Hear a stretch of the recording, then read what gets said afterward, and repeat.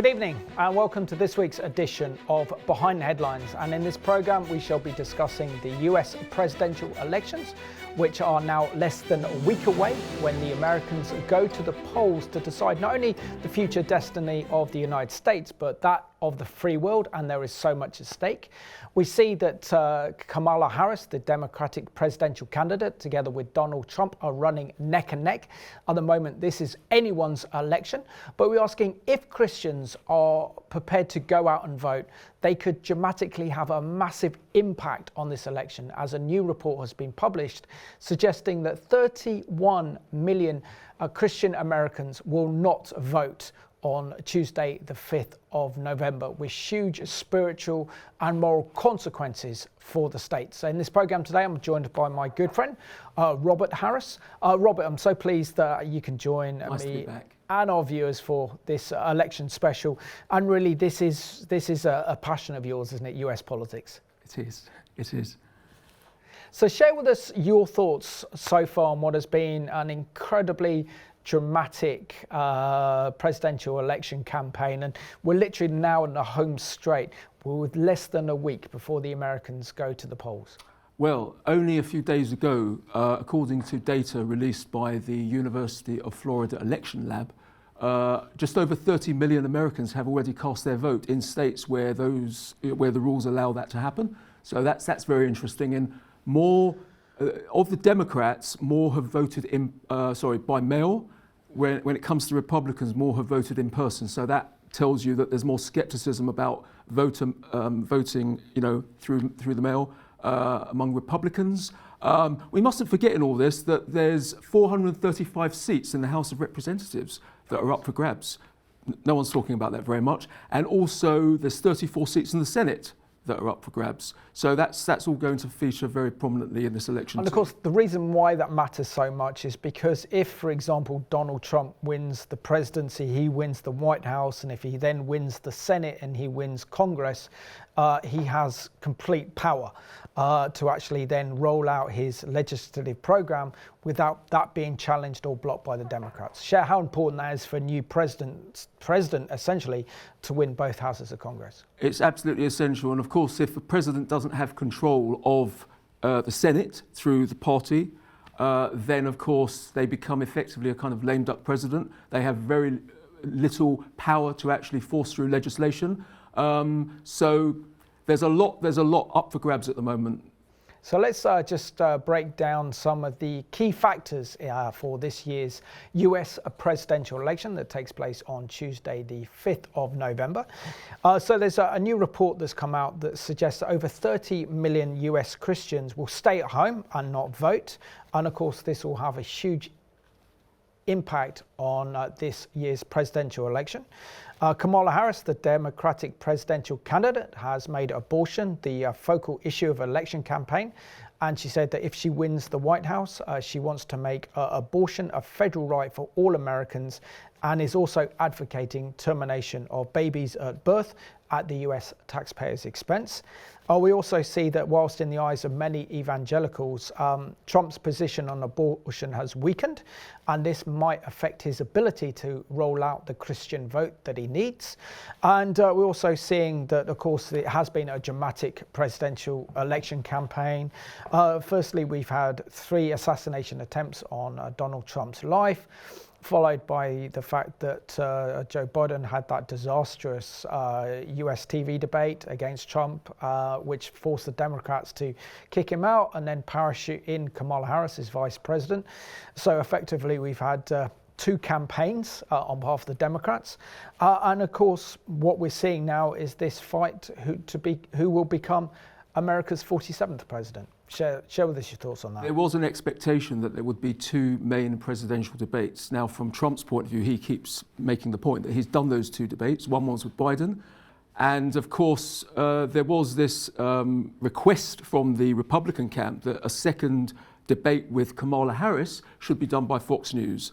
She didn't want that. She would be uncomfortable with the kinds of questions that they would pose to her. She wants more friendly interviews, of course, and she's been very accustomed to the friendly interviewer.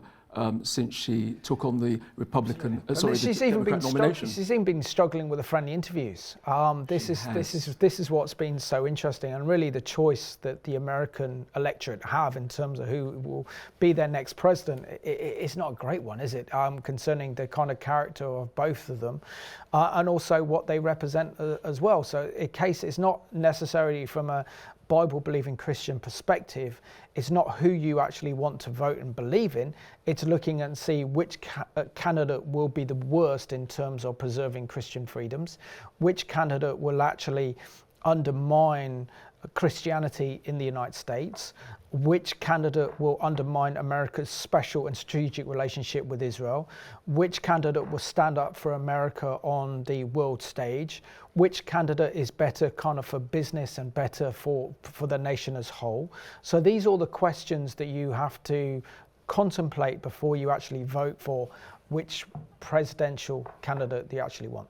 Robert, CBN have done an excellent report under the title of Trump's campaign plea to evangelicals. We need them to win. So effectively, the article goes on to say that evangelical voters get a lot of attention around presidential elections due to their size and their impact. And back in 2016, they unified behind Donald Trump and helped him to win the White House against Hillary Clinton. But they're saying in this year's presidential election, there's much division within the kind of Christian camp, and concerns over abortion and Trump's position on abortion may actually stop a lot of evangelicals coming out to actually vote for him. Just share with us your thoughts where Trump stands on biblical issues. Well, I've always thought that Donald Trump, contrary to a popular narrative, he's actually what I would call an old-fashioned liberal on select issues. He's not this extreme conservative. Okay, on the border issue, he's extremely firm, he won't move. But on some of the other issues, let's start with abortion. So in the lead up to the 2016 election, he promised that he would only choose pro-life justices because the law had to change on abortion. Well, he kept his pledge to his supporters. That was done. The Dobbs decision in 2022 overturned Roe v. Wade, which until that point was treated as a constitutional right to abortion. Now, of course, states make up their own mind. Now, his position now has diluted somewhat. So now he's saying it's up to the states. He doesn't want to introduce, should he be re-elected, a federal ban on abortion. Instead, it's the democratic voice of each of the states to decide whether they ban it or allow it or have a law somewhere in between the two extremes. And one of the phrases he uses rather a lot is, you need to follow your heart. Now, when I hear that, it's a nice buzzword, a slogan for the election, but actually it reveals, to my mind, a very shallow philosophy. There isn't a deep-seated rationale behind his thinking there. Follow your heart. So in other words, if you're against it or you're for it, follow your heart. There's no rationale there. Now, he has shifted also on the issue of when the cutoff point should be for abortion. There's been a variety of messages since the Dobbs decision that overturned Roe v. Wade coming from him. Where he stands exactly on that, I suspect it's difficult to prove. I suspect that he is more liberal than we imagine on the issue, but he needs to say the right thing for his Christian supporters and not appear too liberal. But also, could this be the fact that obviously when Roe versus Wade was overturned was back in 2022, we had the midterm elections, and he was expected, and the Republicans were expected to win both houses, both Congress and the Senate. But what happened was that the Democrats used the issue of abortion, which ignited their campaign, and they did much better than expected, to the extent that Biden was kept as US president and the Democrats maintained control of the Senate. Do you think he's also looking at this purely from a political perspective, thinking that if he then calls for kind of federal laws to ban abortion outright in the United States, as many evangelical Christians would want him to do, then this could really spark the entire Democratic support base behind Kamala Harris, and this would then unite liberals and those on the centre to actually vote for her, not Trump. Do you think that's part of that thinking, that he's looking at this and making political considerations rather than biblical or moral or conviction issues? I think so. I think he's making political calculations in terms of what is most expedient for his chances of re-entering the White House and keeping that support. I don't think moral considerations about right and wrong in the context of abortion really features very prominently. Can I just say a few words also about some of the other issues? So take, for instance, the transgender issue, which is a huge area of debate in the US, as it is here in the UK. It's been reported that when he used to own the Miss World competition, he had an individual who was transgender in that. Now you might say, well, that's a very, very long time ago. Okay, in his first term as president, there was a ban he introduced on transgender people serving in the military, but there wasn't very much else that would give the evangelical supporters what they wanted in that particular area. More recently, he has spoken very strongly against children being subjected to any medical treatments for transgender. And he's very strong on the issue of keeping males, biological males, out of women-only spaces.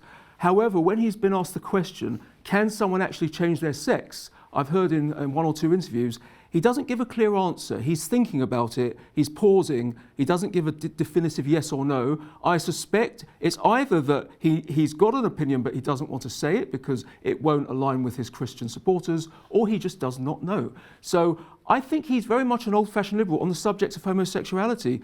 He likens the idea of people being attracted to their own sex and being in same-sex relationships as being a menu. There's different choices, there's different tastes. So think of the liberal from the 1960s, early 70s. They haven't got a strong feeling or a strong rationale about being for or against something. If it doesn't interfere with them, they say, you get on with it, it's your life. So he's not this extreme right-wing conservative on certain issues that the popular narrative that we get from the mainstream media makes him out to be. No, absolutely. Or if we take the liberal left media referring to him as a Nazi to try and break down any debate and then slur him and the Republicans with a kind of Nazi slur, particularly as he gave that, had his campaign rally in Madison Square Gardens only at the weekend, only for some of the liberal media in the United States to compare that to the Nazi rally that took place there in 1939, which I think is horrendous journalism. I think to actually paint Trump and the Republicans as a Nazi should be called out for what it is. Awful, horrendous slur campaigning on behalf of the pro Kamala Harris media in the States.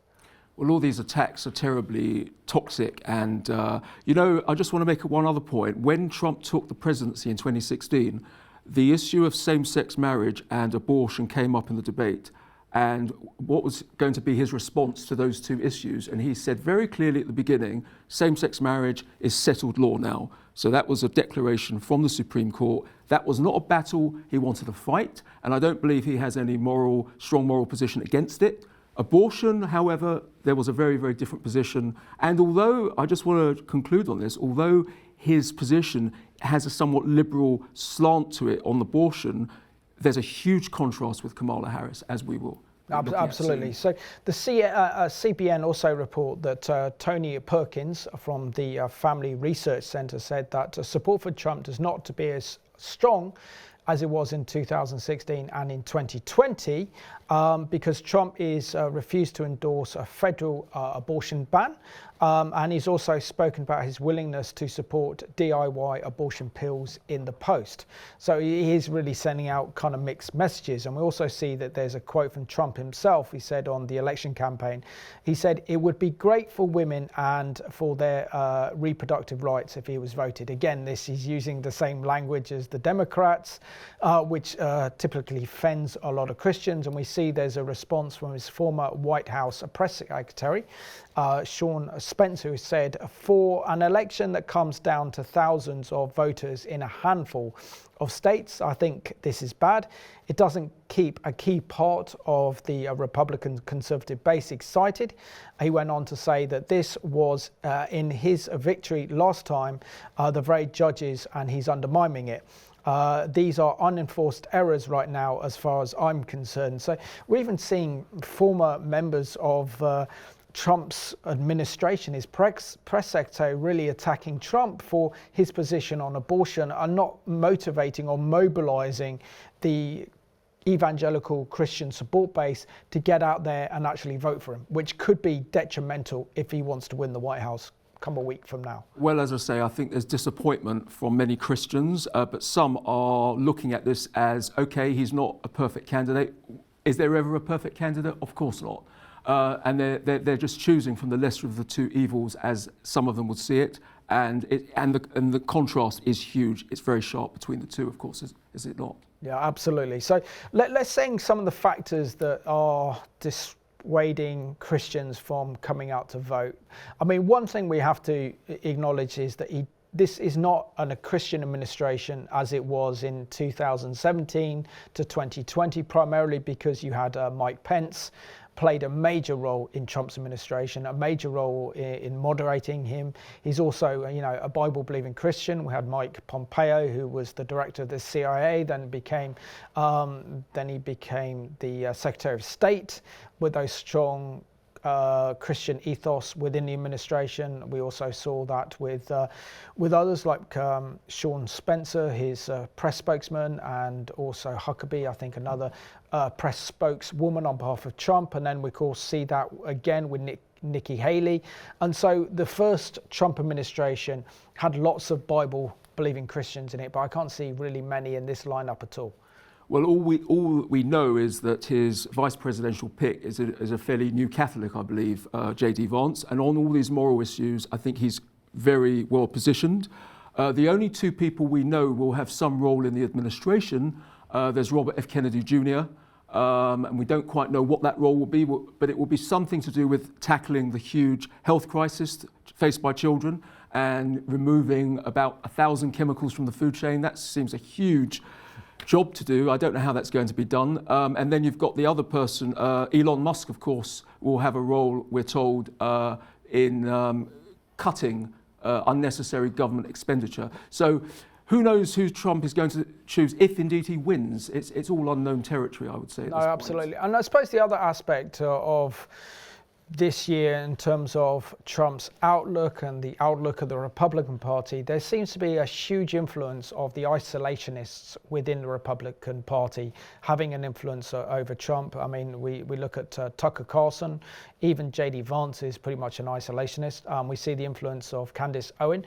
Both Tucker Carlson and Candace Owen have said some extremely anti-Semitic vitrials, which are very concerning, and they are also very anti-Israel, both of them, but are also isolationists in their US foreign policy, wanting to bring America out of international involvement and world affairs and really put America first. Well, I don't think Tucker Carlson or Candace Owens will play any role. You're not suggesting that in another administration. They are just some of the voices within the Democrat Party. Well, I was saying they're having quite a lot of influence over the Republican Party. Sure. And the direction it seems to be shifting towards isolationism. Yeah, but on the subject of Israel, we know that Trump is unconditionally supportive of Israel. I don't think that's in question. You're absolutely right. There are some voices within the party who are not in alignment with that. The America First mentality, the philosophy of America First, understandably, it's going to exclude intervention in different parts of the world. Now, some commentators have observed that the neocon approach to intervening in other countries and to install democracy there or to defend freedom and democracy, that's been something that's been characteristic of the Republican Party in recent decades. But now there's the suggestion that this is what we're seeing in the Democrat Party. The example they would give would be Ukraine. That brings up lots and lots of questions, but Trump, in his inauguration speech, he actually said he doesn't want to get involved in other countries. He made that really clear right from the word go. And he likes to brag, and this is true, we have to admit, that there was no new war in that 4 years of his administration. The only main conflict that he tried to tidy up and end was to defeat ISIS, which he did. So I don't think his political instincts are to actually get involved, to intervene in other countries. That's got potentially good or bad outcomes. Depends what country we're talking about. Because he acts from self-interest, national self-interest, and it's his perception of national self-interest. Let's just remember what he said about NATO. Very poorly, very unwise words when he said we need to get out of NATO because they're not paying up. A number of member states were not paying up. That's absolutely true. Why didn't they see the urgency of paying up? And then when Ukraine is attacked, then they're suddenly seeing the urgency of it. Now, he shouldn't have said that because that's very dangerous. It's setting the wrong tone. Yep. It's giving the wrong message. My personal view is he didn't mean what he said. He makes a lot of off-the-cuff comments. He's not your typical politician. He doesn't follow the rules. And I'm sure, or if he did believe it, he was advised by the very senior people, this is a no-go area. Do not say anything about leaving NATO. We don't do that. Robert, I'd classify myself as a neoconservative, certainly in terms of foreign policy and domestic policy. And, when we're seeing evil arise on the world, particularly with the Iranian regime as well, and America has enough firepower not only to protect democracies like Israel in the Middle East, they have a tremendous, all it means is for the US to essentially threaten Tehran. And to say that if you continue your support for terrorism, you continue to fire rockets and missiles at Israel, then we will be forced to get involved, and that would just literally force the Iranian regime to actually abide by America because they're scared of its firepower. So the question is, will Trump use American power in the right way? Because we've seen under Joe Biden that America, under his administration, has not used its firepower as a means of backing up its diplomacy. This is why the Russians invaded the Ukraine. This is why we're seeing threats of North Korea against South Korea. This is why we're seeing the global influence of China, and then the explosion of Islamic terrorism, and particularly October the 7th, because no one fears America under Joe Biden because he does not back up American diplomacy with force. I think this is quite complex. So when it comes to the October the 7th massacre, Trump repeatedly said it wouldn't have happened under his watch. Okay, so the question is that true? Well, the first short answer is we don't know, because it's all speculative. But I think what is true is that the Biden administration, they've released billions of dollars to Iran. They've waived the prohibitions on Iran, and I think that is emboldening the regime. They claim that the Biden administration claims that that money is not being used for the wrong purposes, i.e. terrorism. How can we know that for sure? And even if that's true, they're still emboldening the regime. So there is a sense in which October the 7th may not have happened if Biden had acted differently or if he were not president. But we don't know that for sure. Ukraine, Trump says it would never have happened. He wouldn't have allowed it to happen because, Trump claims that Putin and him had a chat about that, and Trump says that Ukraine was the apple of his eye, but it would never have happened. I don't know. It's very difficult to know. And the question is, what will Trump do in terms of Iran, the question that you brought up? I suspect he's going to be very, very fierce. He's not going to just lie back. He's going to respond very, very strongly and robustly. But we don't know what form that's going to take. It's really unknown at the moment. Absolutely. Because he didn't have that in the first term. But we also have to pose the very important question as well that what would a Kamala Harris presidency look like, knowing that she is the most liberal, progressive senator in America's history, and she will become the most progressive and liberal president in America's history. We know that she's made abortion the focal point of her election campaign. So we know that effectively Christian freedoms or biblical freedoms will be threatened under her presidency.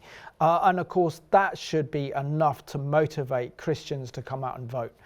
Whether you like Trump or whether you like the Republicans or not, surely just to look at the fruit of Kamala Harris, just to look at what the platform she's standing on and what impact that will have on Christians, surely that's enough to motivate Christians to get out and actually vote to prevent her from winning the presidency. On abortion, Kamala Harris has made it clear that she would use her power, the party's power, to actually legislate in Congress to bring in the abortion provisions that are similar to Roe v. Wade, and that would effectively make the whole country subject to that legislation. Now, of course, the question is, will there be the support in Congress for her to push that through. But that's her intention. Trump has said he would never sign a federal abortion ban. She claims he's lying, but he repeatedly says he won't sign it. So yes, this is a big defining issue in this election, abortion, but so is all the other issues, as I say, gender issues, people with young children, they're worried about their children's education, what will their child be exposed to in the classroom, and all the messages coming out from woke educators. Yep. And we've got this excellent video to go to now from our friends at CBN entitled Trump's Campaign Plea to Evangelicals, We Need Them to Win, and how evangelical Christians could make the difference between Trump winning or losing this year's US presidential election.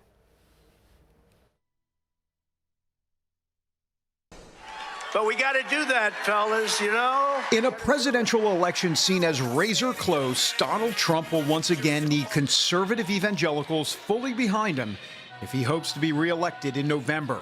There's a difference this time around, however. Tony Perkins is with the Family Research Council and keeps a finger on the pulse of the evangelical grassroots. The temperature is not as high as it was in 2016 and 2020 when it comes to who they're supporting. The main reason comes down to abortion. In the past, Trump courted evangelicals, promising staunchly pro-life policies, and he delivered. Since the decision overturning Roe v. Wade, however, the abortion issue has led to political defeats for Republicans. That's led to Trump's refusal to endorse a federal abortion ban and his willingness to support abortion pill access through the mail. He also declared that he would be, quote, great for women and their reproductive rights, toxic language Democrats use to push abortion. Sean Spicer is Trump's former press secretary. Look, for an election that comes down to thousands of votes in handfuls of states, I think this is bad. This is it. It doesn't keep a key part of the Republican/conservative base excited. This was key to his victory last time with the judges, and he's undermining it. These are unforced errors right now, as far as I'm concerned. So has there been a shift? In an interview with CBN News, Trump campaign spokeswoman Caroline Leavitt pushes back on that assumption. I would reject that there's been a shift, David. I think President Trump has been consistent and clear, even in his first term as president, that the issue of abortion is one he believes and one the pro-life community has fought to bring back to the states. The Trump campaign is fully aware it needs evangelicals to show up bigly to win. That's why it quickly cleaned up another potential mess when the former president appeared to favor voting for a Florida amendment that would essentially get rid of the state's 6-week ban on abortion. I am going to be voting that we need more than 6 weeks. Less than 24 hours later, he clarified his position, saying the amendment that would legalize abortion through the 9th month is a no-go. All of that stuff is unacceptable. So I'll be voting no for that reason. Marjorie Dannenfelser with the SBA list acknowledges the messaging has been confusing to the pro-life voters that they are trying to get to the polls. The threat would be that people stay home because they can't sort out what's the better choice. So it's our job to say, yes, I see where you're coming from, but it's still the better choice to go with the candidates who will preserve states' rights to pass pro-life laws. To be perfectly honest, I'm going door to door to do everything I can to keep Harris out of office.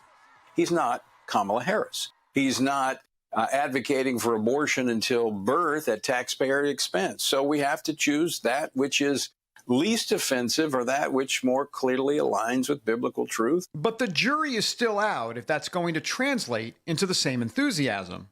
I do think what is going to happen is that you're going to have a lack of enthusiasm, which means people aren't going to vote for the other side. I mean, I always hear this question. You've heard it, David. Where are your people going to go?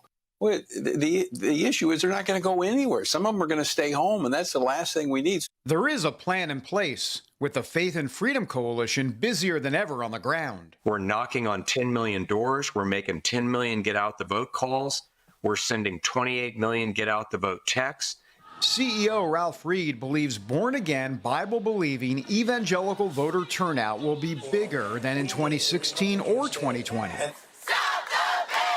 While abortion has been tricky, supporters maintain Trump still advocates for conservative pro-family policies. Also, this time around, new federal election rules allow the Trump campaign to work with outside groups like Faith and Freedom to mobilize voters. Reed has a warning to conservative Christian voters who stay home. And I will tell you this. Donald Trump sometimes says and does things that I wish he wouldn't say or do. But he is the most pro-life advocate we've ever had sitting behind the Resolute desk, sitting in the Oval Office. He delivered for us. This is about the sanctity of life. If they stay home, then they don't deserve to have this victory. They don't deserve to have leaders like that. As for the campaign, it recently launched its Believers for Trump coalition. The evangelical community is a massive part of our campaign, and we need them to win on November the 5th. And our campaign understands that. President Trump understands that. The campaign says this group has signed up more than 2,000 church captains to educate fellow evangelicals on getting out to vote and the choice before them. We're also targeting low propensity evangelical voters who may not be political, may not have voted in past election cycles, but we have teams on the ground across the battleground state that are focused on doing just that. Also this week, the campaign announced a new Catholics for Trump coalition. Trump world fully aware an all-hands-on-deck approach is needed as the country heads toward the fall election. The question will be whether evangelicals stick with Trump to once again be his saving grace. David Brody, CBN News, Washington. And this week's special guest is joining us all the way from Arkansas in the United States to discuss the US presidential election, which is less than a week away. And we are kindly joined by Michael Shannon. Michael, absolute pleasure to see you back on Behind the Headlines. Thanks, Simon. I'm honored to be here. Michael, with less than a week to go before the Americans and yourself go to the polls to decide who will be America's next president, either Donald Trump or Kamala Harris, share your thoughts on how this has been an incredibly dramatic presidential elections with assassinations, with Joe Biden dropping out, Kamala Harris being parachuted in. Share your thoughts on what has been an incredibly dramatic presidential election race. Well, it's been kind of a showbiz election, which really fits into Donald Trump's strengths. You know, he is a former television reality star. He knows how to use the television medium to communicate. And he has had so many opportunities, what with the soft coup that forced Joe Biden out after that first disastrous debate, and then getting shot in an assassination attempt, and his response was not to hunker down and hide, but instead to hold his fist up and tell his people to continue to fight. And then he had the second attempt on his life when he was at the golf course, and interspersed in there was his debate with Kamala Harris. It's interesting you pronounce her Kamala. I had a client in Trinidad, and her name was spelled the exact same way, and she was Kamala Persad Besesser. So I stick with the Kamala pronunciation. Yeah. Anyway, he had that. I thought it was a disastrous debate for him with her. I thought she really cleared a very low bar at that time, and he was just asleep at the switch. But since then, you did have the assassination attempt. The second attempt, he's had some excellent rallies. He made a good choice in his vice presidential candidate, J.D. Vance, and he has recovered. And if you believe the polls and the betting markets, he's doing very well. Now, whether he leads enough to beat the Steele, that remains to be seen, but he has room for optimism. Michael, share with us your thoughts on a new report that's been published that said around 30 to 32 million Christians, those who attend church in the United States, are not going to be voting in this year's presidential election. Just share your thoughts on this, that this could actually turn an election around if actually Christians get to the ballot box and actually vote. It's because too many pastors in the United States have fallen for the enemy's lie that the church shouldn't be involved in politics, when the fact of the matter is that is the church's mission. If you look at the Great Commission, there's an important word in that. It's obey. And we're supposed to teach people to obey. And if the churches aren't in the public sphere telling politicians what they're doing wrong, then who is? And you have to ask yourself, if the church is silent and stays out of politics, who exactly does that help when the voice for decency and Christ and the proper way to live imposes a silence upon itself and leaves the public square to the enemies of Christ? And Michael, just share with us your thoughts. You mentioned the problem with many pastors really not encouraging their congregations to actually engage in the political fight and to stand up for Jesus Christ in the public square, which is in the political arena. Share with us the impact that if 30 or 31 million Christians who would come out and vote, that we'd actually see high-profile Christians in the presidency, even a Christian in actually in the Oval Office. So share with us the transformation of America and American society if Christians actually got out and actually voted and participated in the political process. Well, it's a huge voting bloc, and their opting out, as I said previously, doesn't help our cause. It doesn't help the cause of decency. And you have another element into this 30 to 40 million that's not voting. You've got leftist Christians telling them that they tried to sell Kamala in this evangelicals for Harris movement, which are a bunch of people who are essentially Marxist with a thin veneer of Christianity. That wasn't working. So now they're saying that, well, you know, if you decided not to vote for anyone at all, that's a legitimate choice for Christians in this election. And it is not a legitimate choice. Trump is an imperfect candidate. I will admit that from the beginning. He is not what I would have preferred. But when you consider the alternative, oh my gosh, there's no excuse for a Christian to vote for the Harris ticket. Sorry, having a bit of a signal problem there as we're trying to contact Michael from Arkansas in the States. Michael, now the prospect of Kamala Harris winning the presidency and becoming America's 47th president, whereby she's the most progressive liberal, she will be president in America's history, and how she's made abortion the focal point of her election campaign. Just share with us the dangers of a Kamala and Walt's presidency and what this will mean for Christian and religious freedoms in the United States. Well, the first thing they'll do is, or one of the first things they'll do, I don't have access to her agenda, but they're going to legalize 25 to 35 million illegal aliens.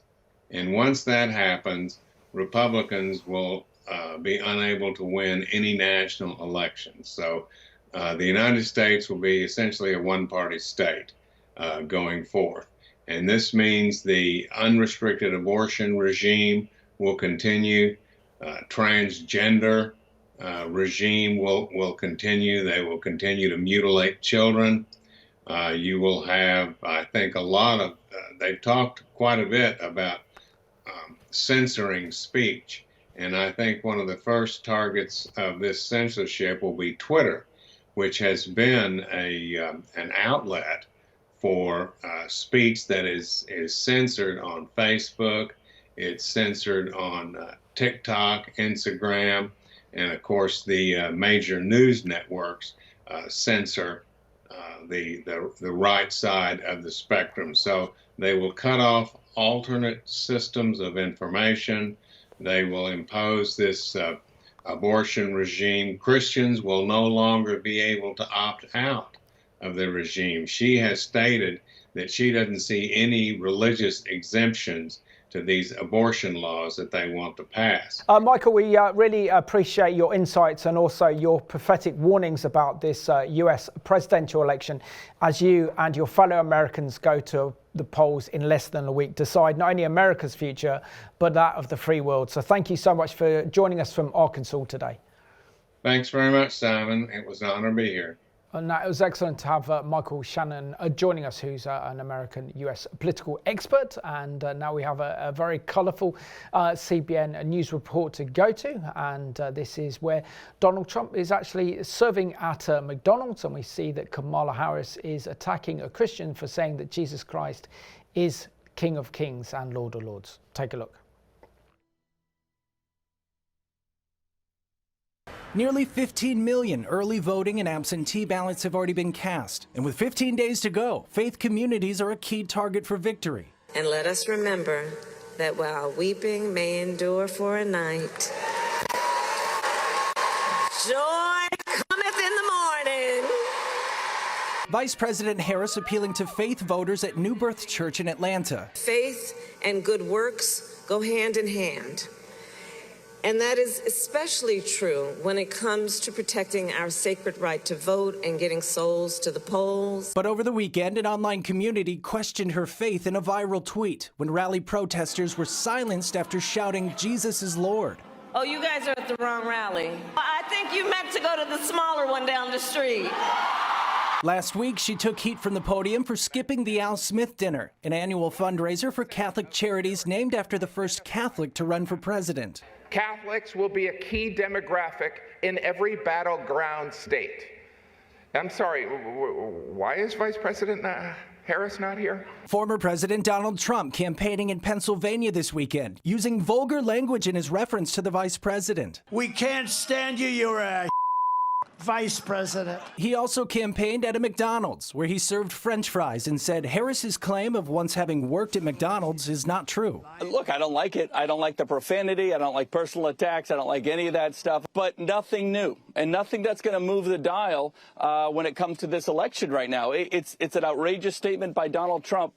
Okay, must be a Friday night, right? On ABC's This Week, New Hampshire Governor Chris Sununu says Trump's foul language is nothing new. He also defended Trump's comments saying the military should be used against America's, quote, internal enemies. I don't think he's going to go and weaponize. He didn't do it the first term. He's not going to necessarily do it this term. But he's making a point that we want leaders that are fighters and stand up for their fellow Americans. This week, Harris will team up with the Obamas in key swing states, while Trump heads to North Carolina to view the damage by Hurricane Helene.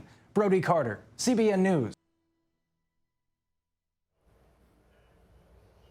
With less than a week to go before polling day, I wonder what impact Kamala Harris's comments against those two brave and courageous evangelical Christians who actually said that Jesus is Lord at a campaign rally will have on the Christian vote in America. Now, we know and we saw from that excellent CBN News report, Robert, that Kamala Harris likes to go to church, but the churches she likes to go to is what we call liberal progressive churches, where biblical theology is thrown out the window and it's all about feelings and embracing emotions without any kind of biblical morality attached to it. So essentially you can believe in anything. But share with us the kind of impact of mocking those two Christians who had the bravery and the courage to be at her rally and say that Jesus is Lord, and the rebuke they got from her. Surely this really does show Kamala Harris in her true colours. Well, two Christian students were at the University of Wisconsin, La Crosse. There was a rally there. In fact, they are students at the university, so don't get the idea that they just, planted themselves there and they shouldn't have been there. They had the right to be there. They were students. And she was addressing, it's reported, about 2,500 students, and she just brought up the subject of abortion, and then these two students shouted out, "Jesus is Lord, Christ is King." And one of them, who has since been interviewed, said she looked at me in the face. She was definitely addressing me. And when she heard that, she said, "You're at the wrong rally. There's a smaller one down the road." The suggestion being there's a Republican one with Trump down the road. There's a smaller rally. I think the message that gives out is that, A, there's no place for New Testament Christians in her party, and there's no place for Jesus in her party. Now, of course, she would claim to believe in Jesus, wouldn't she? The question is, what kind of Jesus? The historical Jesus of the New Testament, or the Jesus of her imagination that's woke? I think it's the latter. Which is very dangerous because that's the apostate church.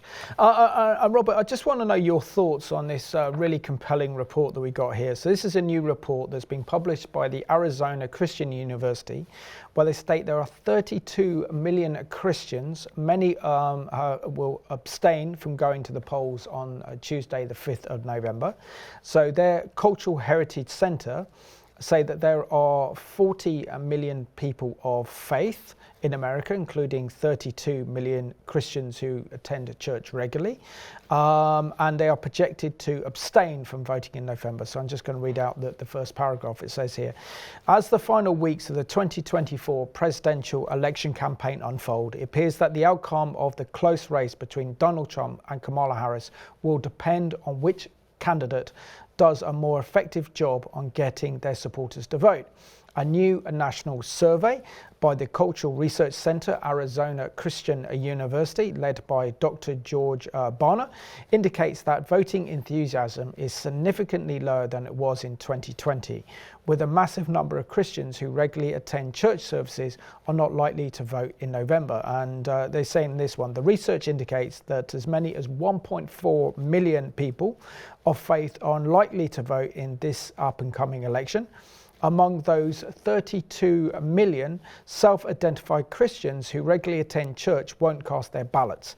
If that expectation holds true, the impact bodes more poorly for President Trump's prospects for re-election than for Mrs. Harris's efforts to succeed Joe Biden. I mean, that's extraordinary. The fact is that there are 32 million Christians who regularly attend church who will not come out and vote in less than a week's time to determine the future destiny of the United States, knowing the dangers faced by the Democrats and certainly their anti-Christian agenda, to me is staggering, if not absolutely frightening.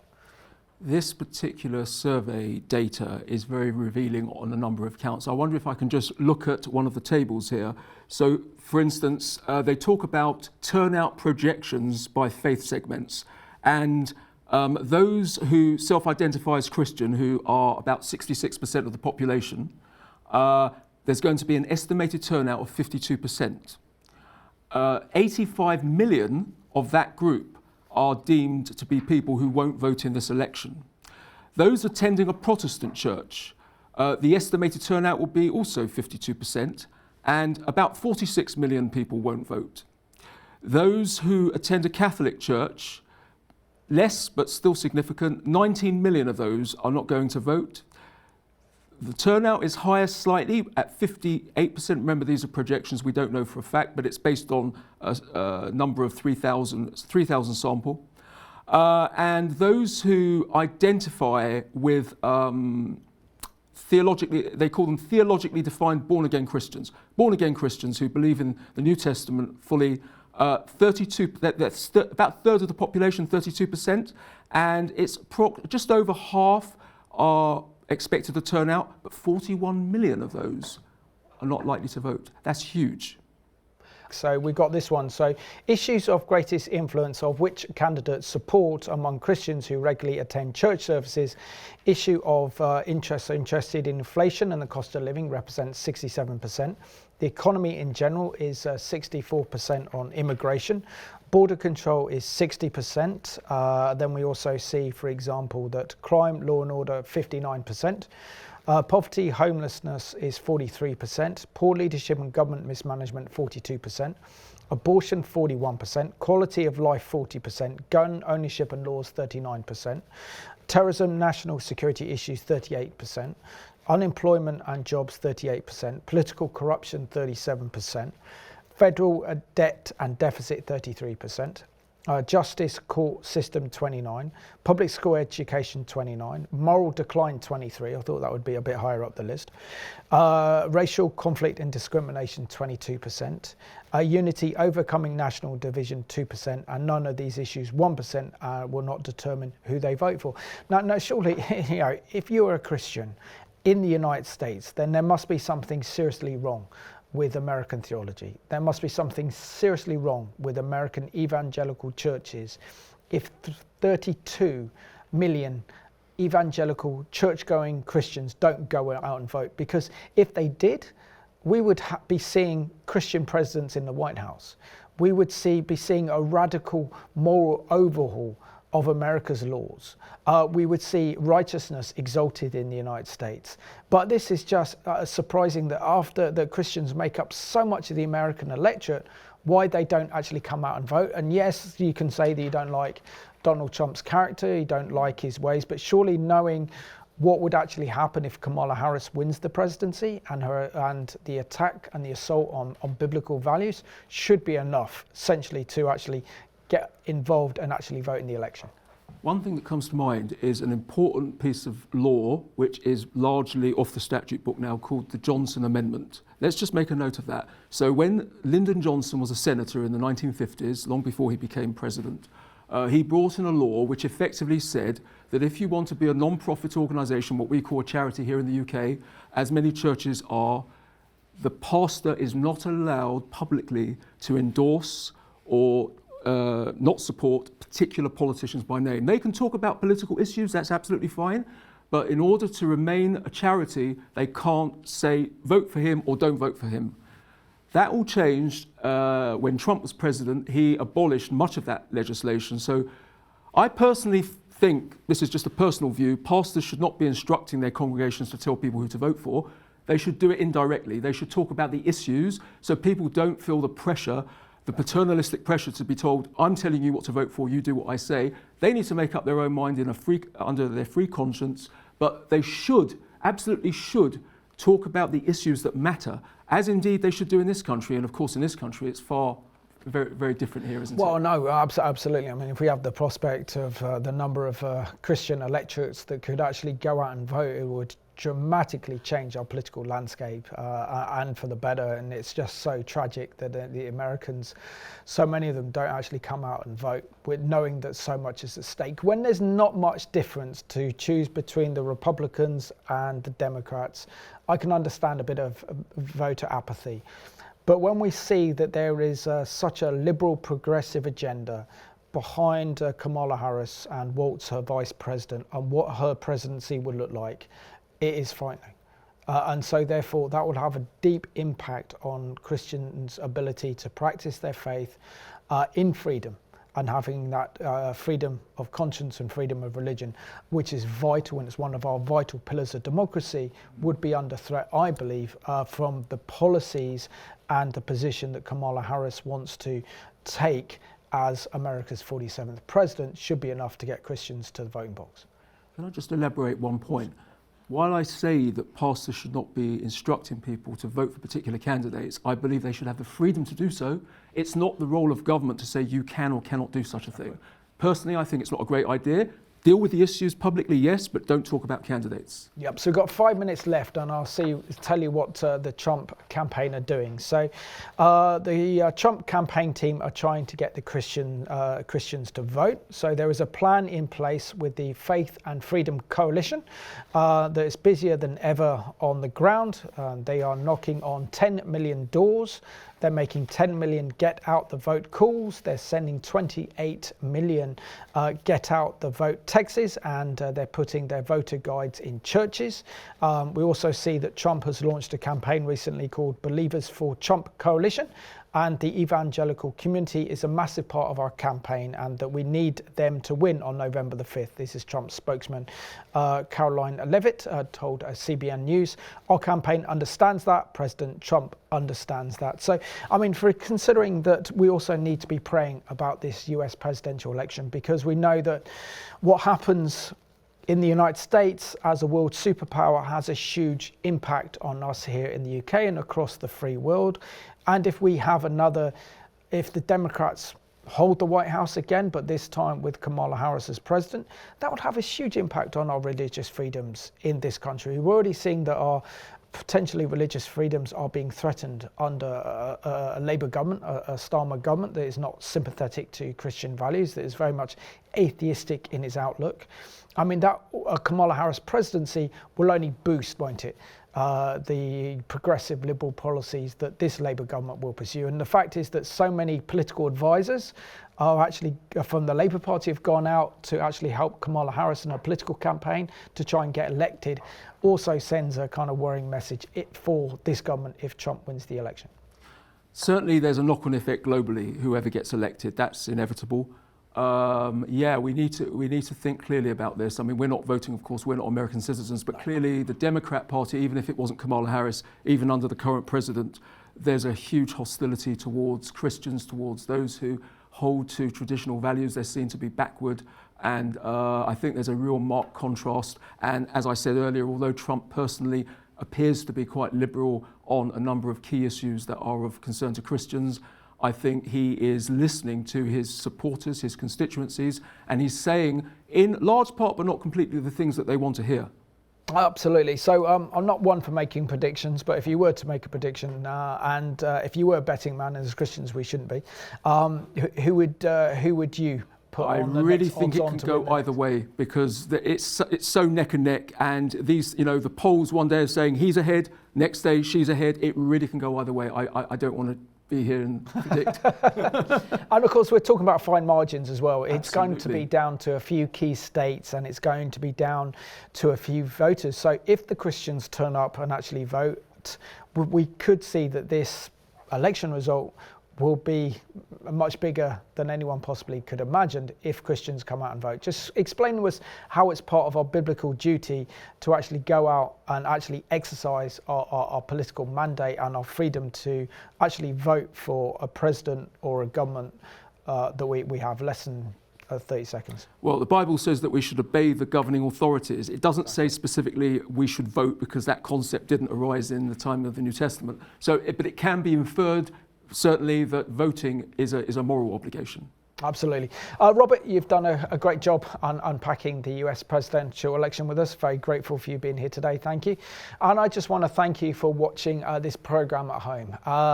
Now, if 32 million US Americans decided to vote in this year's presidential elections, we could see an incredible force for good happen in the United States, because then we could see that biblical values could be upheld in government. We could see that America would be a strong nation again, and that's why it's imperative that as Christians we should vote. Sadly, Robert and I can't vote, but if you're an American, you've got the opportunity to vote on Tuesday the 5th of November, and it's important you do. So thank you for watching this week's edition of Behind the Headlines.